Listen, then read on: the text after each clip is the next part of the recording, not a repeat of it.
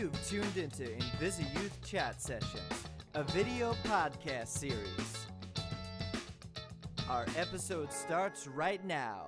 Here's your host, Dominique Vale. Welcome everyone to the third episode of the InvisiYouth Chat Sessions, a video podcast series. This is where you can check in for your dose of stigma breaking, empowerment shaping, humor filling, life hacks, and motivation for all of the medically adultish young people in your life. I'm Dominique Vale, the founder of InvisiYouth Charity and your host, and today we're going to be going through another installment of our Invisible Illness, both physical health and mental health themed shows. We're really excited to be able to continue bringing you guys virtual programming, which is all about what InvisiYouth represents, which is lifestyle improvement for young adults living with any type of health struggles, both physical and mental. And with the InvisiYouth Chat Sessions, we hope that we can cluster together an hour of entertainment and humor, motivation and empowerment, and most of all, some lifestyle hacks and improvement and tips for you guys to continue improving and living your best life every day.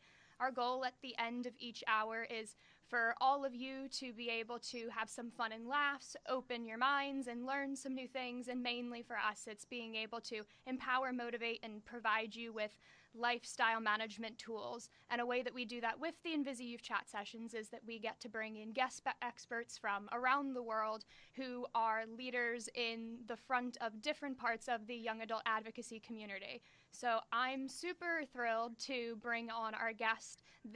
Her name is Jessie Brar. She is a Jack's Talks coordinator with the Canadian organization jack.org.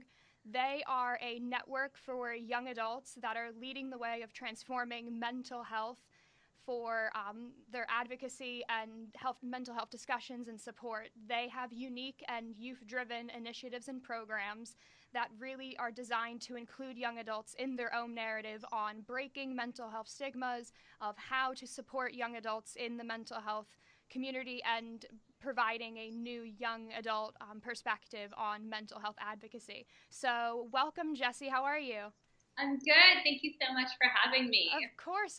I'm going to give the mic over to you for a bit so you can tell our listeners and our viewers a little bit about yourself and what brought you to jack.org, and then a little bit more about what the organization does.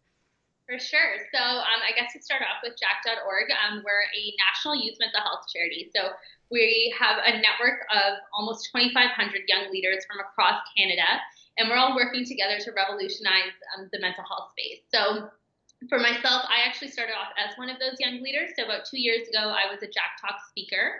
So my role with the organization, I would go into different high schools, universities, colleges, really anywhere where youth gathered, and I would do mental health presentations. So Jack.org, they gave us like a lot of training about how to talk about mental health and start these conversations in schools. So that's what I used to do as a volunteer a few years ago. And then slowly, as I kind of like graduated university, I tried a couple other jobs, and I just always kind of fell back to jack.org, and I loved it here. So now I've moved on to the full-time team where instead of being the person who's going out and doing the presentations, I'm now the person who's organizing them for our other wonderful speakers. So last year, so the school year is coming to an end. So last year we had about 90 speakers across Canada, and this year we're aiming for over 100. So it's great that our network continues to grow each year.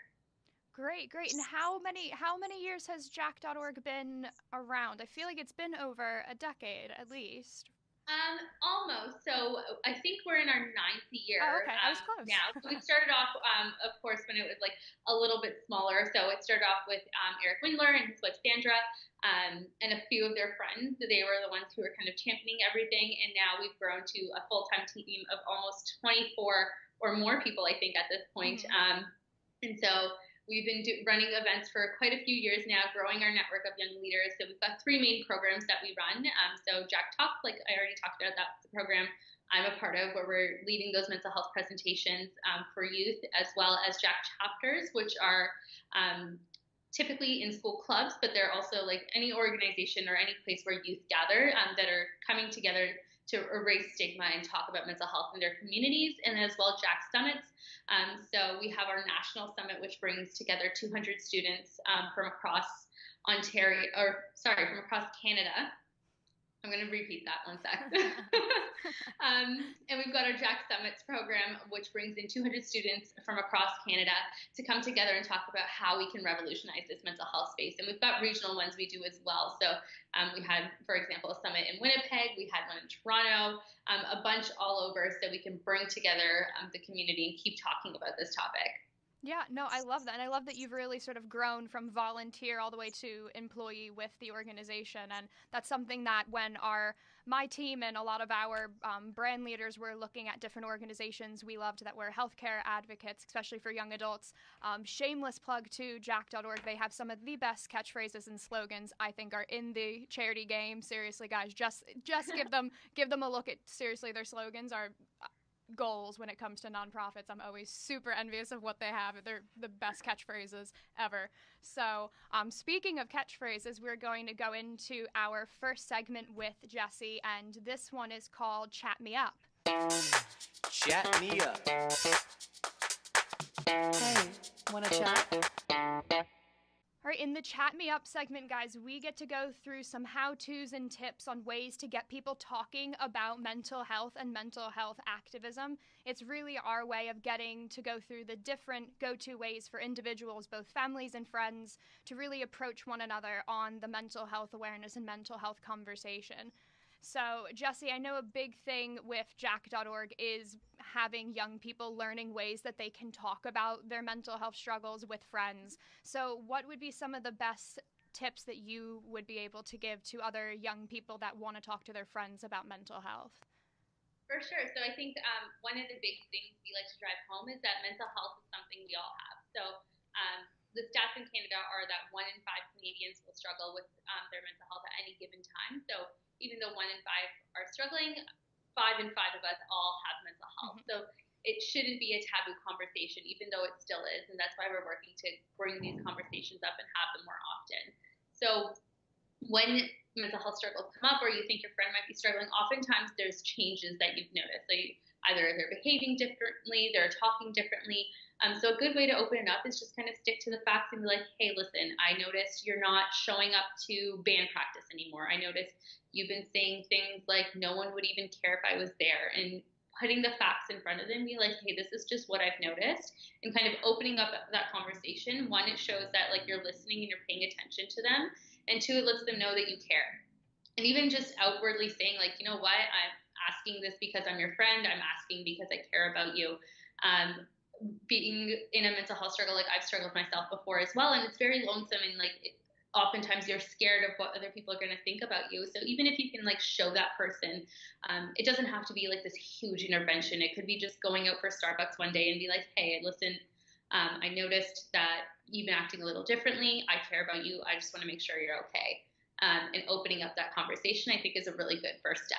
Yeah, no, absolutely. We'll always say at InvisiYouth, when young people will come to us, that if they always say, well, I don't want to say the wrong thing to my friends, so then I don't want to say anything, and then I feel bad for not saying anything. So we'll always say sort of a good stepping point even to lead into being able to have those talks with your friends is just you really physically just showing up, and sort of if you notice there's a difference in your friend, you think something's off, your instinct's usually right, and it's good to just physically show up and be present for your friend, because then that open conversation both ways, and then you'll start to feel more comfortable to ask questions, and your friend who might be dealing with some issues at the time, they'll know that you're there to support them.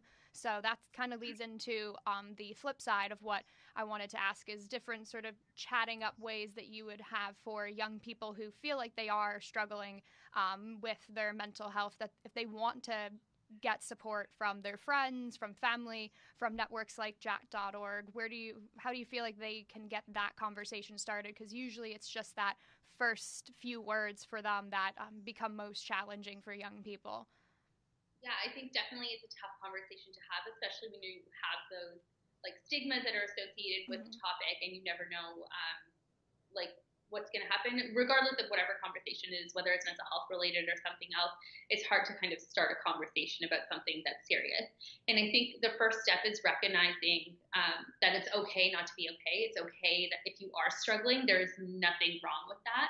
And I think who you open up to is important. So find someone that you trust, whether that be your best friend, it could be your mom, it could be a doctor. So it doesn't necessarily have to be the people who are immediately around you, just whoever works for you and you feel most comfortable with. And it is really, again, just talking about, listen, this is what's been going on. You don't have, like, you personally don't have to have all the answers. You can be like, I don't know what to do right now. And I just wanted to tell you because, like, I feel supported by you. And you can kind of go from there. I think it's a lot harder to kind of tell someone how to talk about their feelings because it's different for everyone. Like, the way I'm going to approach my friends is going to be very different than the way you approach your friends. And so, like, you know, the people around you in your support system the best, so you can approach them accordingly, I think is really good. And for, like, someone who's kind of receiving that, like, going back to the last question, just be open and listen to them. All of our experiences are so different, so we can't say, like, there's no right way or wrong way to feel anything. So just be open, listen to them, ask questions, and just hear them out for whatever is going on. Yeah, absolutely. And I think you hit on a good point that we'll always hone in with on the charity, and I know you guys do as well, is that it's not a sort of one size fits all way of getting a conversation started or trying to support your friends or ask for help. It really is sort of the individual. Some people are very open about things that they're going through in life. Other people are private about a lot of aspects of their day to day. So you just sort of have to gauge how you know yourself and how other people around you know the way you like to handle even just similar situations of talking about grades you get on tests. Some people are very private about that, so obviously the way they might address their health is differently than the friend who loves to be on Insta story all day long. So it's going to kind of gauge your friend based on how they like to chat about different conversations, and then you'll be able to support them and then gain support the way that suits you best. So I think that's really important, is knowing there's never a wrong way. It's just the right thing to do is always to be able to provide support and ask for it too. Mm-hmm. So going off of that, we're going to transition into our next segment, which is a little more of a shift. It's a more fun segment. It's a bringing up pop culture. So we're going to go into medical pop headlines. Medical pop headlines, medical pop headlines, medical pop headlines, medical pop. All right, guys, so this is one of our newer segments we're really excited to bring to you with Medical Pop Headlines. We go through some of the major pop culture stories that have been happening within the last few months, focusing on the topic for right now with young adult mental health, and we go back and forth with our guest on how these sort of stories can impact young people and the mental health conversation. So one thing we noticed especially for the past few months in 2018, is the topic of male mental health has been brought up in the media quite a bit. And so we have different headlines. If you're on our YouTube channel, you'll be able to see I'm holding up a nice little graphic of headlines. If you're on our iTunes, switch over to YouTube as well, and you can see the show and see myself and Jessie.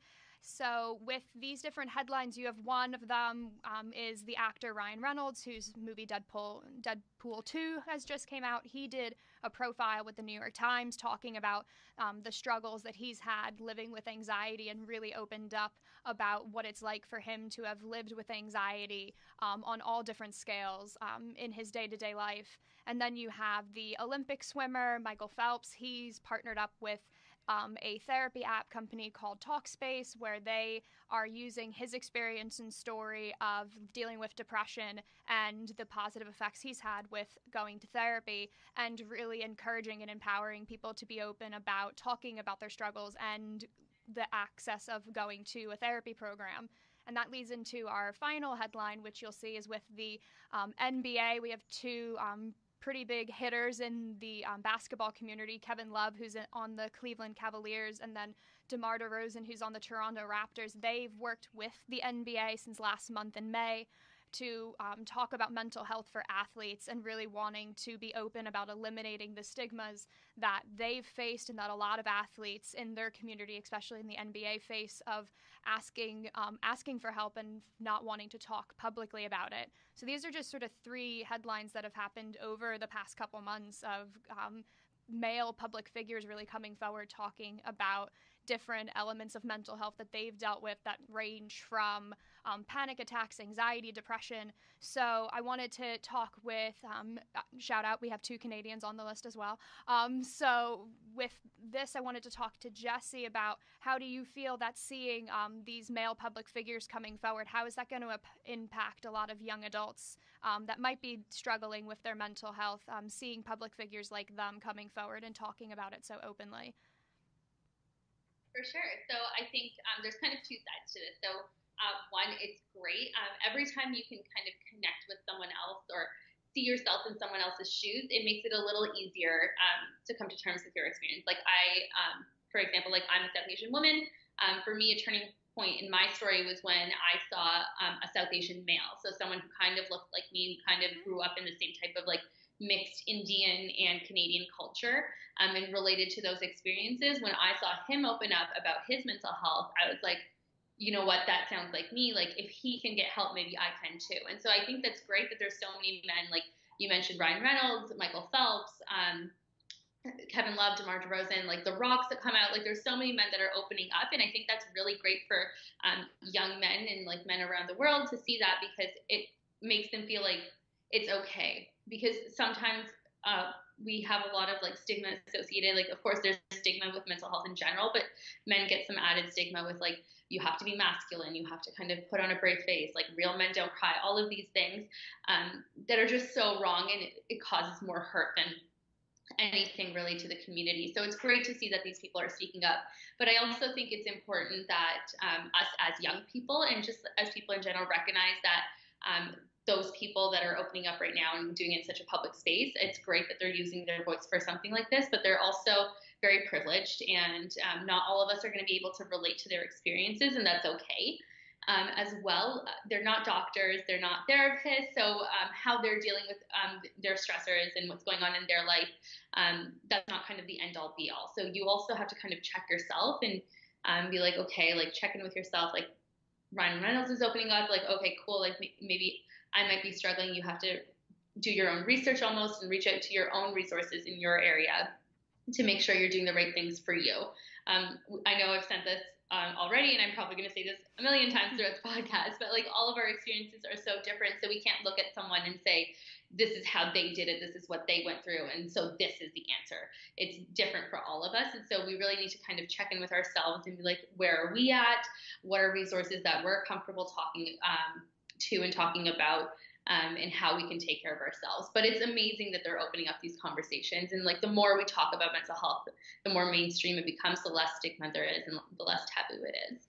Yeah, absolutely. And I was even, you sort of like answered a question before I even asked. It was that you feel with mental health, especially for young adults, that there's not only the stigma sort of within the mental health conversation, but even just sort of the gendered conversation of men versus women and how you address mental health. Because I think especially with Kevin Love and DeMar DeRozan, they really hit on that throughout their campaign. And as did you, the big quote that we'll always hate at the charity, we always will say it's one of our least favorite, that I'll put in air quotes, is when they're told to man up. Men and women are being told to man up when it comes to their health. So I think that was a big thing that especially those 2 guys really hit on, was that because of the type of work that they do as well, it's very masculine. And so they feel that there's a different sort of sector of stigmas that they had to deal with all the time, coming forward and asking for help, which I think was a really interesting conversation that they had in their campaign moving forward. Was these were 2 men having similar sort of on paper types of experiences with their mental health struggles, but when they both spoke about having panic attacks or anxiety, the way that they dealt with it for all of the years very privately was very different. And these are 2 men that are similar ages in the similar work community. So like you said, it's a singular experience, and then they have different resources available to them that are readily available, that are different for sort of the everyday young guy wanting to work on their mental health every day. So I do think that's, like you said, really important to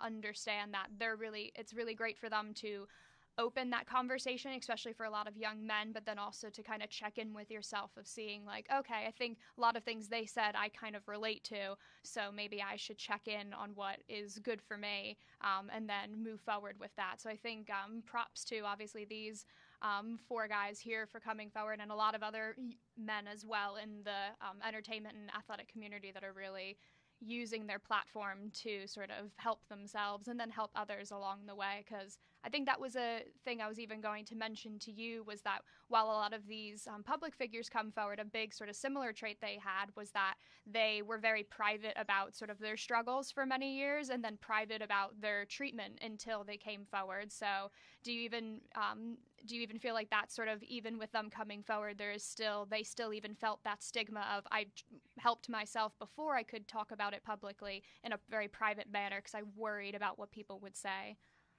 For sure. I think in general, it's easier to talk about things that are in the past.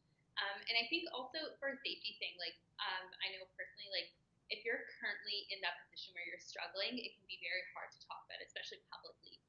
And it's a private experience, so you don't owe it to anyone to come out with this experience while you're going through it. If you've gone through it, you've dealt with it, you've learned a few things, and you're like, I have this new knowledge that maybe some people can kind of learn from or they can relate to, that's great to share. I think that's another part of Jack.org. We make sure that our speakers who are going to do mental health presentations, they kind of talk about things that are in the past, because it makes sure that they're being safe and it's safe for everyone around them as well. Yeah, absolutely. Absolutely. I think that's a really good point as well.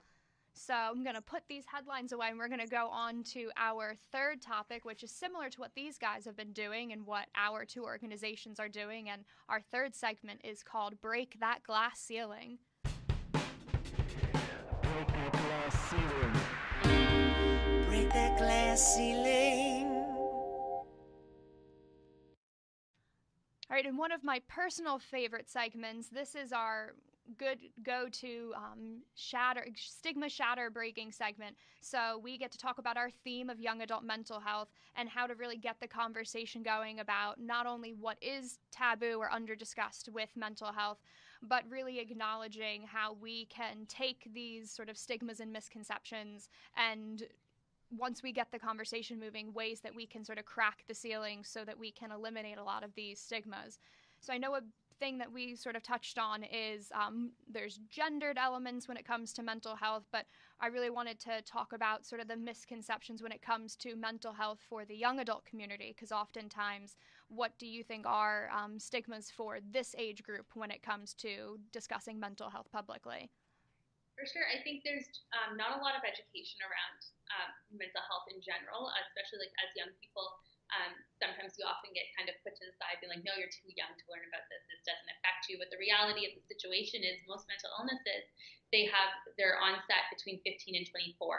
And even from all of the statistics we've seen, mental health issues, they do typically come about when your mind is still developing. So in that youth age range. So it's really important for youth to understand what mental health is and why it's important. So recognizing that, yes, every one of us does have mental health. And so we, just like our physical health, we always have to take care of it. So if you broke your arm, you would go see a doctor. Same with your mental health. If something's hurting, you owe it to yourself to go see a doctor, a professional, to kind of work through that. Yeah. And I think, no, go ahead. Yeah, sorry. So I think there's also just all of these other stigmas that come from when we're watching TV, or what we've heard from other people in the past, being a mental illness makes you dangerous, or that if you're struggling right now, you're always going to be struggling, and all of these little things that build up and create stigmas that aren't really true. Mental health is on a spectrum, just like our physical health. Some days we're hurting and some days we're struggling, but if we deal with that, whether that be self-care or professional, we can always go back to being healthy. It's really just about taking care of yourself, whatever that looks like for you. Yeah, absolutely. And I think you touched on a good point, because especially with InvisiYouth, we work with physical and mental health, and a lot of times those are interchangeable, and a lot of times they sort of feed off of each other, and it becomes a duality that a lot of young adults deal with. And because we deal with that spectrum of 13 to 30, that teenage young adult community, a lot of times for them, they are sort of classified when it's mental health, or even the invisible illness community as a whole, because it's not something they can go to a doctor or their friends or family with, and other people can see them physically struggling with their health. It becomes harder for them, other people, to kind of gauge how to assist them or what they really need, because it has to rely on you talking, and some people aren't comfortable with that. So I know for a lot of young people, even if they have a physical health issue, and whether that's physical illness or disability, when they come into InvisiYouth, and you can know that they're dealing with sort of the emotional side of their physical illness and it's affecting their mental health. A big thing that they'll always say is, well, I have to take care of my body first. Like, that's what my doctors tell me I have to focus on. And so what we'll always say, similar to what you had pointed out, Jessie, is that your brain is a muscle just like the other muscles in your body. So when doctors want you to go to physical therapy and go to treatment and have procedures done, they're helping all different parts of your physical body, but you have to also help your brain muscle as well to sort of keep it strengthened and support that too. So it's just a different muscle you have to work out, in quotes, or continue to support every day. It just is a different process than helping sort of a physical illness that you might not be able to see, and being able to have that misconception sort of removed. And like you said, everyone has mental health. You just some people on that spectrum of where they are at with it is a big thing of being able to open up and removing stigmas that might be faced, especially for young adults. That's a big thing, because what I wanted to ask also is with young adults, how large for the community that you've worked with, do you feel that young people might delay the process of asking for help or coming or to an organization like Jack when they feel that there are stigmas? Do you feel that young people especially might sort of delay asking for help because they're very worried about what their inner circle might think if they do ask for it? Yeah, I think it's not really universal to young people. I think it's just everyone in general. Like, this stigma really does stop people from reaching out for help. Like, I know a lot of people, like myself included, who struggled for a very long time, knowing full on that, like, I'm struggling. I'm like, I know I'm struggling. I know I should talk to a doctor. I know I should go do this. But I was never able to actually go do it because I was scared of what other people were going to think about me. I was scared that like, I also had like all of these negative notions about taking medication and all of these like stigmas that had built up. And I was like, you know what, I'm just going to kind of wait it out and hope it goes away. And eventually, like, I learned the hard way that that's not going to happen. Like, you do have to be proactive and you do have to take care of yourself. And so if that's taking medication, go do that, go to the doctor. If it's just scheduling in self-care time, to go do that, whatever it is for you. If it's talk therapy, if it's animal therapy, music therapy, whatever it is, do what you need to do to feel better. And so that's why I think these conversations are so important, is because there is so much stigma, and with each conversation we get a little bit closer to erasing a bit of it, and someone hears the words that, like, it's okay and you can reach out for help, no one's kind of going to judge. And I think it's also like surrounding yourself with people who are going to support you. So there are going to be people out there who just don't understand yet, and there are other people who get it and are there for you. So try and surround yourself with those people and create that supportive network around you. Yeah, absolutely. I think those are really good points, especially with young people. It is for them, they really want to have that supportive network when they then go to get the help that they might need on all different elements of their health, physical and mental. So I think that's a really good point that you've added, is just knowing that it's not it's your own personal experience, but it's not an experience that you are the only person in sort of the human race that's dealt with. So that's good to know. We'll always explain to a lot of young people, and seeing them through InvisiYouth and them getting to see young people through jack.org too, you guys really bring young people to the forefront of delivering your platforms and messages, similarly to how we do at InvisiYouth. And I think that's important, is when young people are kind of at the helm of supporting one another, they get to then their peers that don't really even see that they are sort of on that road of wanting to need help, or they're being very private and they don't want to ask because they're worried about sort of the stigmas that might come around with asking for it. It's good for organizations like yours to have young people at the forefront, because then they can see people that look like them, that are their age, that are going through similar experiences, and then they're going to be saying, oh, okay, I'm not the only one going through it. And once you realize you're not the only one doing it, it sort of cracks the door open a bit, that you can go, all right, then maybe I should support myself and my health more because there other people are doing it as well. So that was sort of why I wanted to go to the last question, is since we both of our organizations really do use young adults to deliver their advocacy to break these stigmas, why do you think that's really important for an organization like jack.org, that you guys really wanted young adults sort of not only just delivering the work that you're doing, but being part of the building of a lot of the programs you have? For sure. So I think when we started and when Jack.org started a few years back, it was Eric Windler, who I'm not going to reveal his age, but he's a little older. He was the one who was going to deliver talks, and it's great that he was opening up that conversation. But like you said, like the young people just couldn't relate to him on that level. And so a few years later, we had that switch where it was now youth talking to youth. And I think like the difference is tremendous. Like not only does it kind of normalize the situation, it shows you that this is something that like other young people are dealing with it as well. But like who better to speak about what young people are going through than the young people themselves? Like no one is going to be able to tell me what another 23-year-old like Toronto South Asian woman feels other than another woman who's going through the same experience. And same with like any young person who can like look up at the stage and be like, that person, yeah, like they also went through high school, like they're still kind of my age, or they're in university, and that, like I see myself there. Going back to like the medical pop headlines and everything we did, like all of this stuff. As soon as you can create that like connection, whatever it is, whether it's like through age, through your skin color, through similar experiences, creating that connection gives you that bit of hope that can help you kind of push forward and create those dialogues within your own community as well. Yeah, absolutely. And I think especially with InvisiYouth, we'll always say is that I'm the founder of the organization and I'm 25. I launched it at 22. So even though I look 16, so it works out that the teenagers think I'm one of them.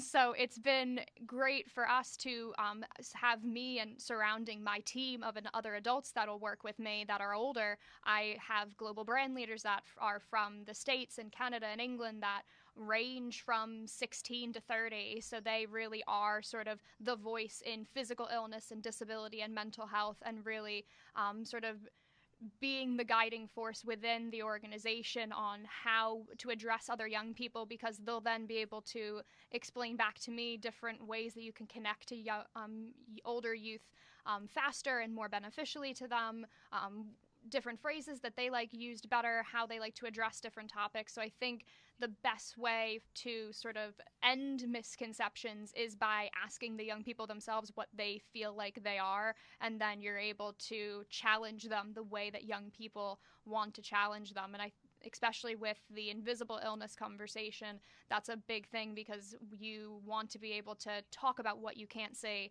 And so to have the voice of young people actually delivering those conversations about improving mental wellness and what you can do and supporting one another, that's sort of the great thing. Because if you can see yourself, like you had mentioned, in other people, that allows you to then sort of feel the supportive network, even if you never meet any of the people that are in that organization. Or with Jack being nationwide across Canada, there might be people in Vancouver that would see somebody within the organization that's in Toronto that relates to them, and that's what sparks them to want to ask for help or support themselves and their mental health. And even though they would never meet that person, it's because they connect to them and that youth demographic that I think really allows you to challenge the misconceptions, especially on mental health.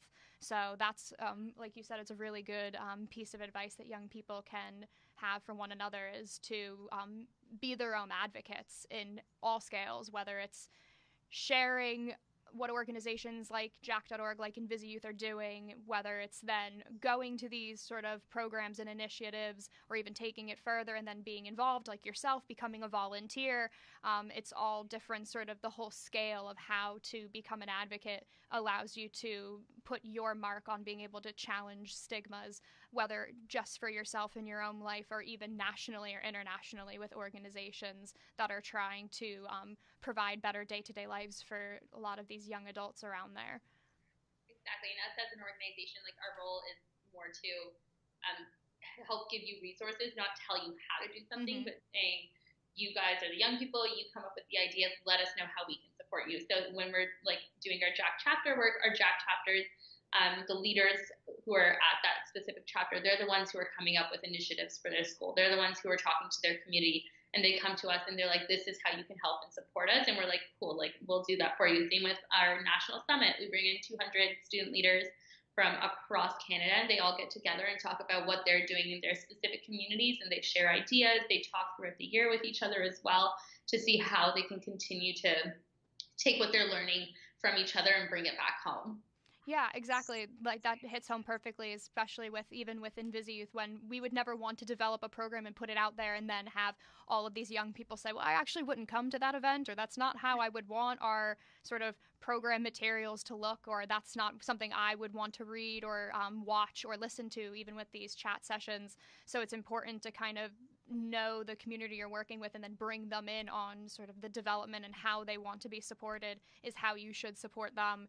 Because even with us hosting events and hangouts internationally, we'll always ask even basic of how do you guys like to hang out with your friends, and see if we can then sort of mimic the ways that young adults are the most comfortable and have the most fun, and then we can mimic that in ways that we can provide resourceful and fun experiences for them so they can build communities and networks of young people with all different types of health struggles. So like you said, really bringing in young people and supporting them the way they want to be supported is the best thing possible. And going off of that, when we want to support people, similarly to what Jessie said, and a big thing with InvisiYouth too is we love to provide lifestyle management tools and life hacks and tips and resources through the work that we do with our advocacy and education. So our next segment that we are doing really hones in on providing some of these tools for you, and it's called What's in Your Toolkit. What's in your toolkit? What's in your toolkit?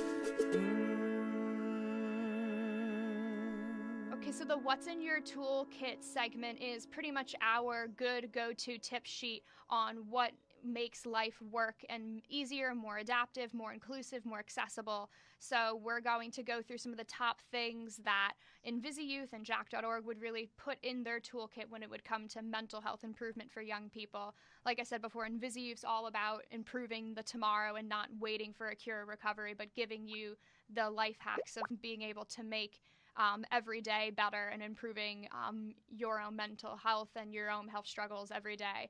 So I wanted to ask Jessie, if you had to put a few things in a mental health improvement toolkit for young people, what would be a few of the things that you guys would really advise young people put in? Yeah, so everyone's toolkit's different. So I was like, oh, how do I come up with like just a few? So I did like a quick little office poll. I went around and be like, what do you guys use? Funnily enough, one of the first things that came up was water.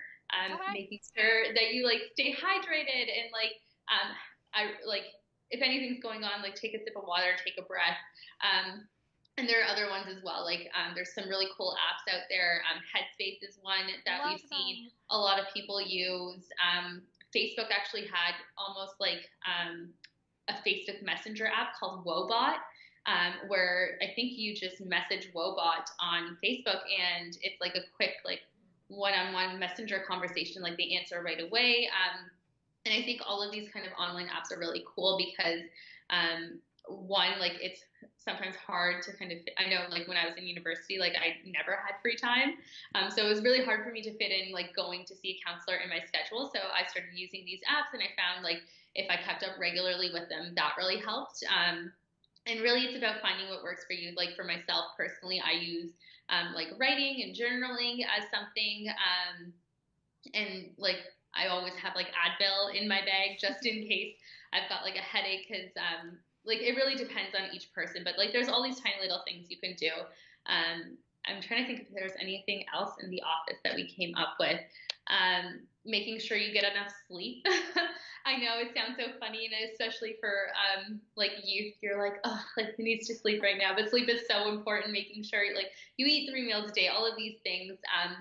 And I think one specifically in Canada, I know there's similar ones in the US and the UK as well, but we have a helpline called Kids Help Phone.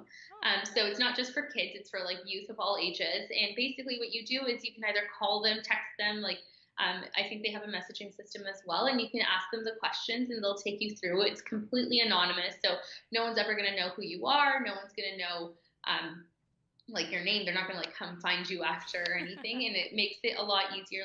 Sometimes, especially with that initial conversation, it's hard to come out and be this is me and this is what I'm going through right away. So you can always kind of have that anonymous conversation first, and they can guide you in the right direction. And then, of course, there's always your school guidance counselors. Your parents are a good resource, your friends, really finding what works for you. Yeah, absolutely. I love that you pointed out a lot of apps too, because a lot of these app companies even have other social media accounts. I know Headspace has an Instagram account that I know InvisiYouth follows, and they have a lot of different sort of motivational quotes, photos, different tips that they'll put out on that are part of their app, but that are also on their social media accounts on their Instagram. And so that's really been great for us to see, is that a lot of these apps that are from meditation and calming music and calming photographs and journaling, all the way to more motivational apps that provide sort of like powerful music, and they sort of send you motivational text messages throughout the day based on things that you've put in your profile.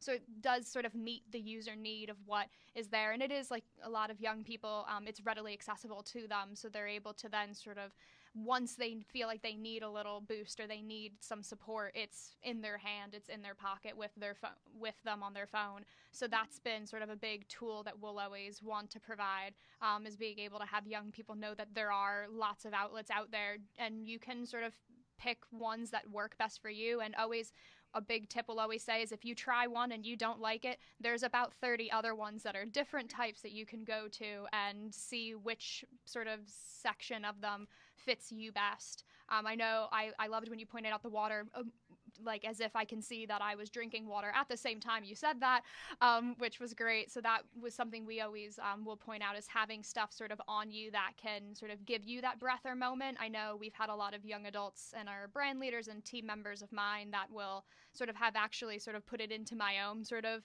toolkit and bag I'll carry with me, is anything that has sort of like a calming scent to it. So some of our youth have essential oils that are lavender or eucalyptus that they have in little vials that they will like rub onto their pulse points. I have different lotions that smell that have lavender that are mini travel sizes. So a lot of times even just sort of the scent of something that reminds you of home, that's calming, like lavender has those properties in it, vanilla, spearmint, eucalyptus. Those are ones that sort of allow you to kind of, you're not only taking a beat for yourself when you're sort of putting on hand lotion or chewing gum and taking it out and starting to chew gum, taking a breath of drinking water. It sort of is that few seconds of a recharge that can be really good for your mental wellness when you feel like you're having a moment that you just need to take a breath. So those are things that we'll always say that are like physical products that you can put in your toolkit. And then another one we'll always say that works with our young adults for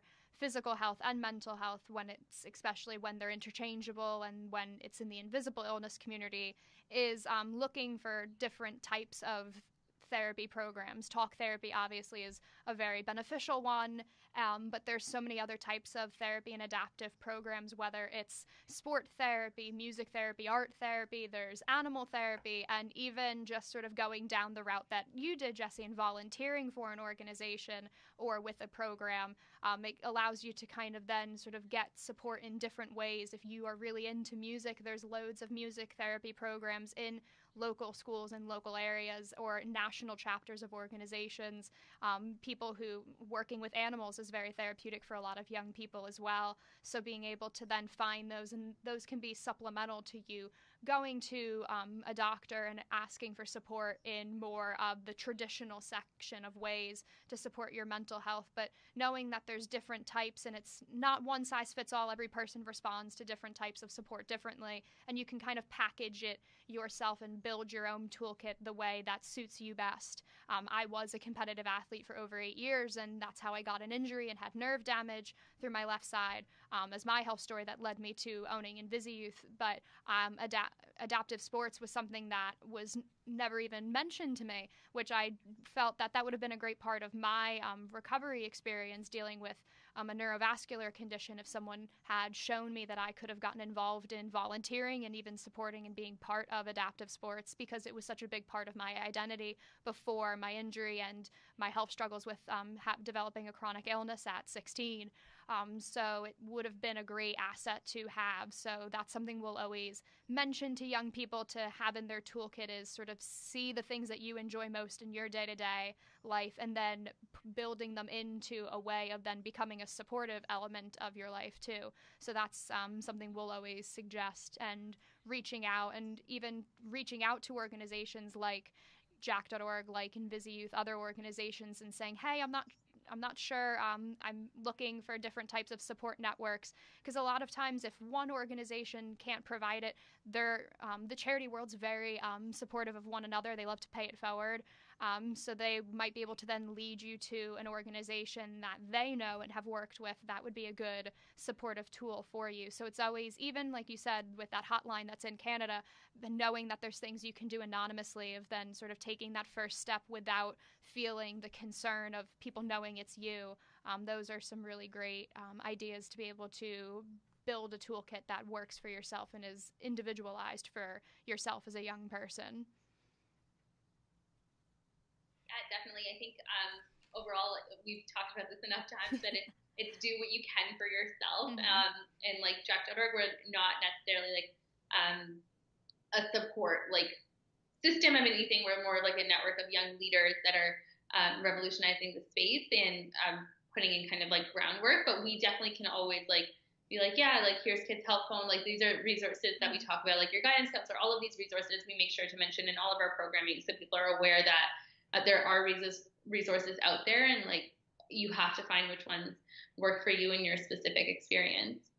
Yeah, absolutely. I think that's and especially exactly what you even said was the best thing, is that when you were thinking of what would be sort of the elements that would be in a toolkit with those that are part of Jack.org, you went to your whole team of other young people. So that's a big thing too, is just sort of asking other people what has worked for them and stuff. And if you notice your friends doing different things, you can then sort of ask, oh, is that really helpful for you? Does that calm you down? Or what are you looking at on your phone? So it's always good to kind of be inquisitive and see what is out there, because there's a lot of resources that can build yourself up as an advocate, as also help support yourself in your own personal health journey.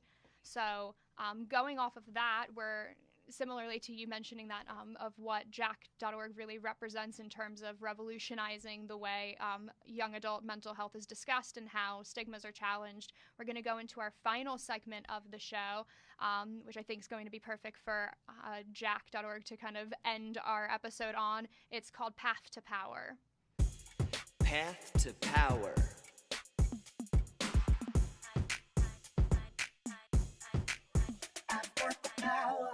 Okay, in the Path to Power segment, we get talking on how to teach young adults to own their own health journey. So in this one, it would be their mental health journey. That's a big thing for a lot of young people, is how to create that power within yourself, within the advocacy community each and every day, so we can make the conversations of mental health for personal experiences, as well as changing the narrative on mental health for young people and make it improved and positive and better especially for activism. So I wanted to kind of start off this note of how would you guys suggest that youth kind of find power in their own voice when they're wanting to work on their mental health and mental wellness? For sure. I think one, recognizing that no matter what anyone tells you, you do have a voice, and your voice is important. So whatever you're comfortable sharing, like you don't owe it to anyone to to share your story. But if you do want to talk and if you do want to reach out, then good on you, and like look for those people around you that are going to support you. I think like myself, I've been always so supported by Jack.org, and all of the other organizations I've worked with. Like everyone's been great. That even though I'm like younger and I'm like 23 years old now, but when I started on like this mental health advocacy journey, I was still a lot younger, and I was always scared that no one was really going to pay attention to me or listen to me because of my age. And I found adults around me who were like, you know what you're saying is important. Here's a platform for you to kind of use this and amplify this, and giving youth that baton and be like, you guys are in charge of your own narrative. So whether that's you sharing information, whether that's you taking initiative and starting something in your community, whatever that may be. Like for myself, I actually attended the Jack Summit, or a national summit, 2 years ago in 2016. So I was volunteering as a talk speaker, attended the national summit, and I was like, you know what? I wish there was more spaces for South Asian people to talk about this. And I was like so energized by all of the people around me and all the support I was getting. I was like, I'll just make it myself. And so I started kind of like doing my own kind of work as well, and like being supported by everyone who was around me. And I think as youth, you have to look for that network, which I'm so glad that Jack.org has made is like we've got 2,500 plus young people around Canada that are here for mental health, that want people to know that it's important, that are putting in the work. So connect with those people, and like you guys are so strong together. And I think that's really important for these to know that like your voice is important. You can be heard, and we'll help you get heard. Yeah, absolutely. And kind of piggybacking off of what you said, sort of every person has a voice, and young people, even just as the age group, we're always told, a lot of young people will kind of come to InvisiYouth and they'll always say, oh, well, no one's ever really asked my opinion on my health journey because I'm being told I'm too young, and my guardians and my caregivers and my parents are the ones that make my decisions, especially when it comes to a health experience.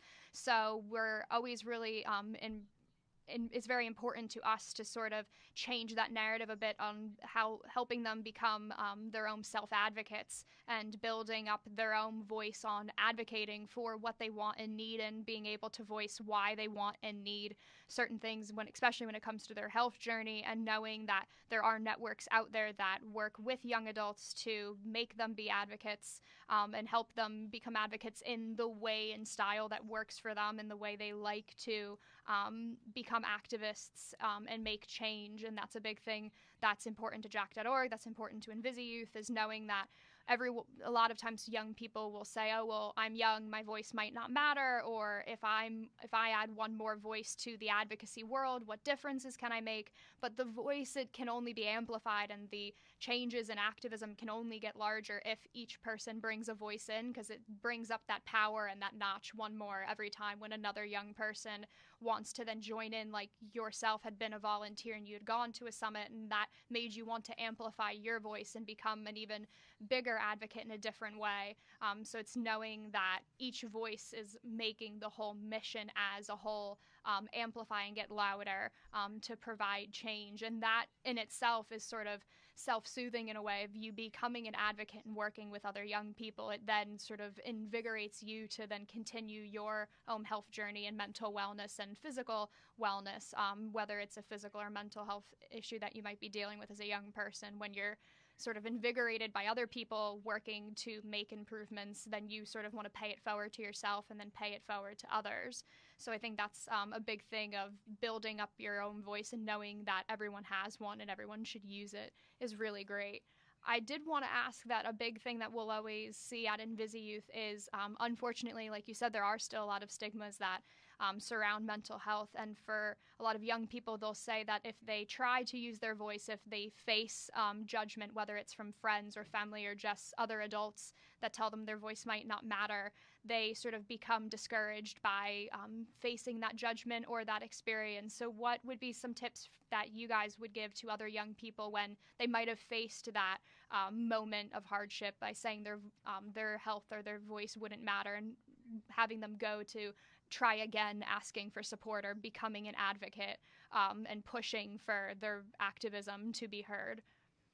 Yeah, so I think firstly, there's 1,000,001 ways to be an advocate. Like, it isn't necessarily sharing your story all the time. It could be starting an initiative. It could be holding like a conference where people come and talk about mental health. So if you're in a position, like, do what you feel most comfortable with firstly. Like, if you shouldn't have to feel like you have to share your story, because that's not what your advocacy might be. Like, for a lot of people, it's like, I've seen so many amazing like social media advocates who are posting kind of those like invigorating quotes and those motivational things, and that's how they're helping be an advocate. I have other friends who hosted a summit on how the arts and mental health are connected, and how hip hop relates to mental health, and all of these cool things. And I think with anything, don't give up on the first try. Like, regardless of what you're doing, if it's in your advocacy work or anything else, there are going to be people who just aren't on the same level as you. There are going to be people who just don't understand yet,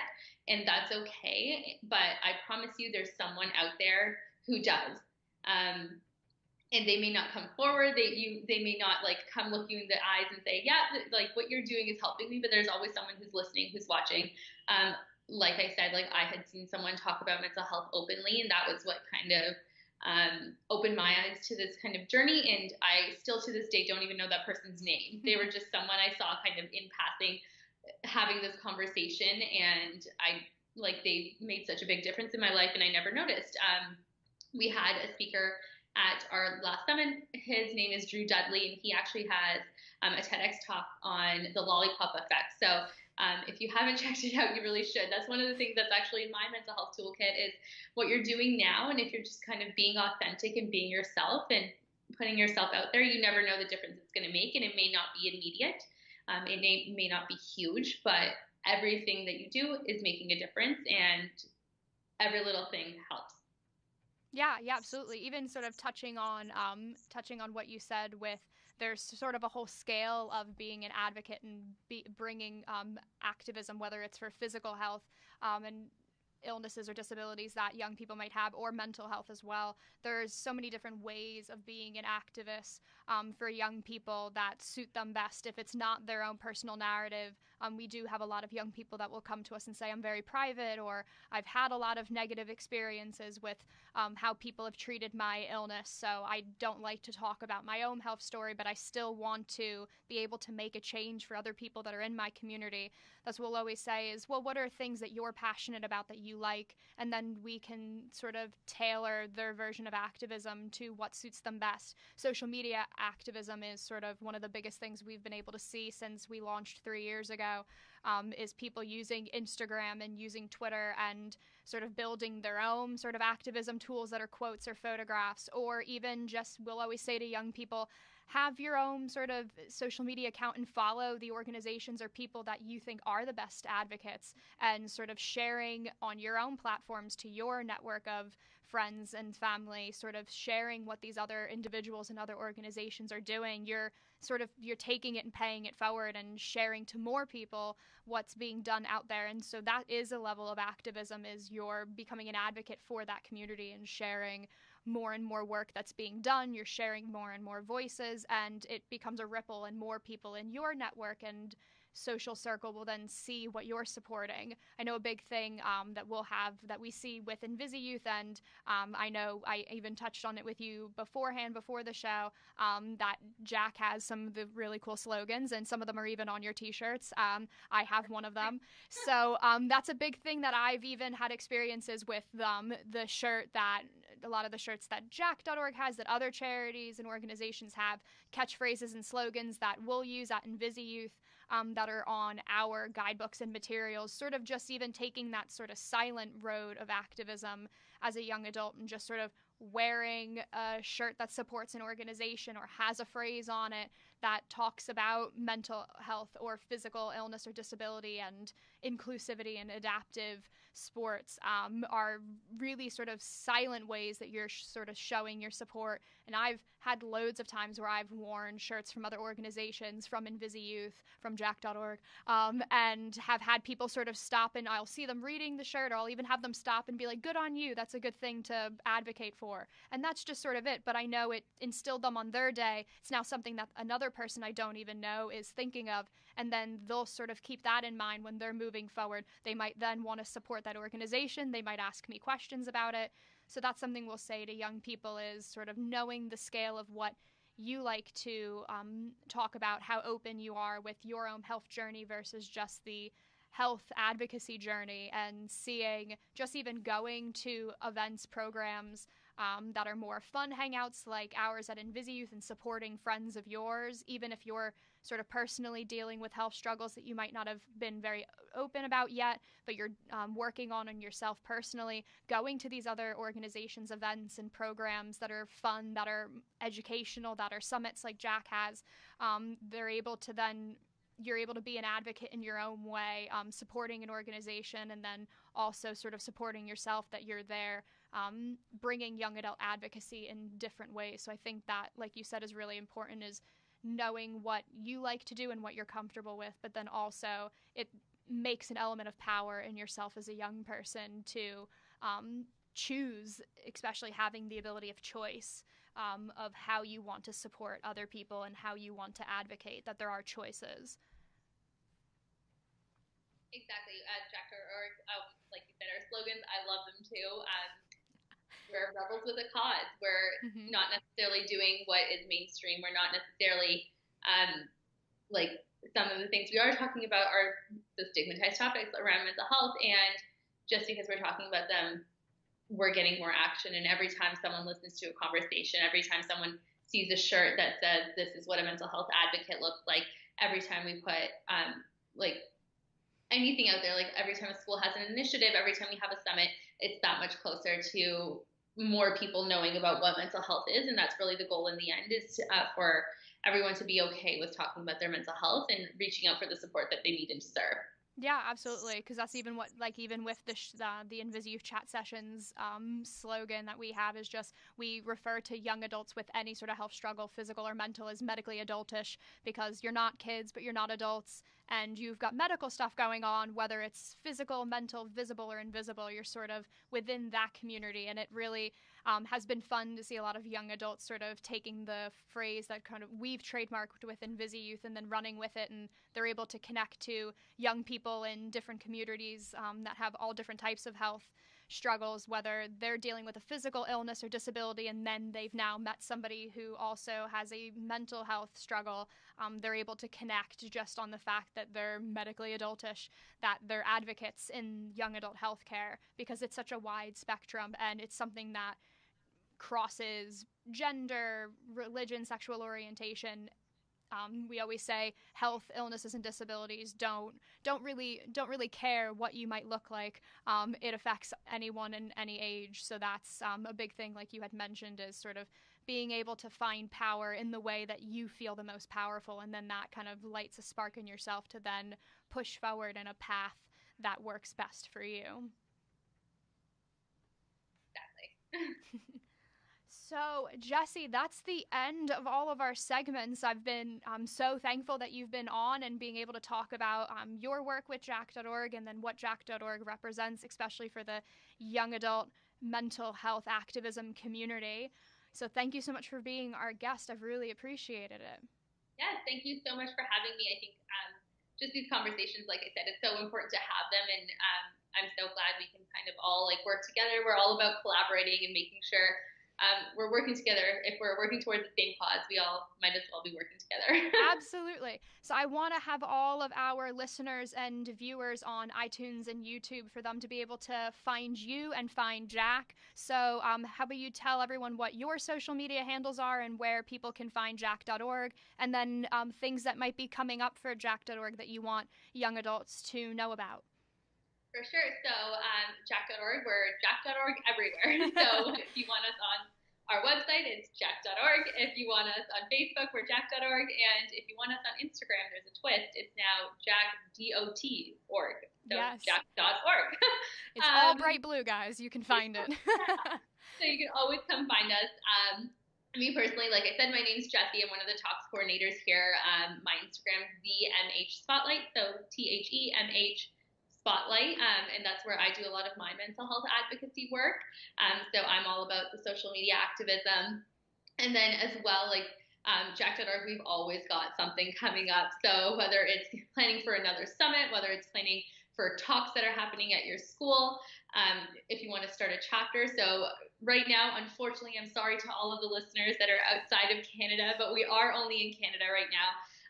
So if you're interested in having us come in and do a talk at your school, as long as you're 15 plus, basically, you can give us a shout. Go on our website and you can send us a request from there. Also, Jack Chapters, if you wanted to start up, it's basically like a school club or a place where youth gather and talk about how they can make a difference in their community. As well, Jack Summits. So we have various different ones pop up throughout the country where it's like a one-day conference where students come in from different areas and talk about how they can make a difference in their community. And we have our national one that happens every year in March as well. So definitely check out our website. You can check out our social media. They're like Jesse Heyman and his team are really like on it. Like Ollie, our social media guy, makes everything look so pretty. So check us out, follow us. And if you have cool suggestions, like let us know. I think, like we said, we're all about the youth input and youth kind of helping drive all of our programs. So get involved and Yeah, come find us. Yeah, absolutely, guys. Seriously, absolutely adore our northern friends in Canada and all of the young adults that we have that are our brand leaders that are from across the country. So definitely all of our Canadians, go check them out. And then even our Americans and Brits, definitely see the work that they're doing, show them some love like we do. So that would be great. And hope to continue working with Jack.org and a lot of InvisiYouth work that we can continue doing and all of the time that we have doing young adult healthcare advocacy. So, like I had said, we're InvisiYouth Charity, and make sure that you follow us on all of our social media at InvisiYouth. And make sure to subscribe, thumbs up, give 5 stars to us on YouTube or on iTunes, where we're at now for our audio podcast, and YouTube for the visual podcast. So you can definitely share and support this and subscribe, please. So we love to continue providing our virtual programming to all of you guys for as long as we can. So I want to thank Jessie again for being our guest, and thank you to Jack.org for being such a great partnership and friend for InvisiYouth Charity. And we will see you guys next time while we tackle another aspect of invisible illnesses for physical and mental health with young adults. So thanks, everyone.